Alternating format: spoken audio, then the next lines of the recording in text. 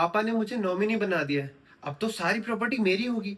ये मिसकंसेप्शन की वजह से इंडियन सोसाइटी के लोगों को हमेशा कोर्ट में धक्के खाने पड़ते हैं, क्योंकि आपको हमेशा ही लगता है मुझे नॉमिनी बना दिया है, मुझे यहाँ पे नॉमिनी बना दिया, बैंक में प्रॉपर्टी में नॉमिनी बना दिया, इसका मतलब सारी प्रॉपर्टी मेरी है। लेकिन सुप्रीम कोर्ट ने टाइम टू टाइम काफी सारी जजमेंट्स में ये चीज क्लियर करी है कि नॉमिनी क्या होता है, सिर्फ एक ट्रस्टी की तरह होता है। आप इस एग्जाम्पल से समझिए, मेरा बैंक में एक लॉकर है, उस लॉकर की स्पेयर की मैंने अपने नेबर को दे दी।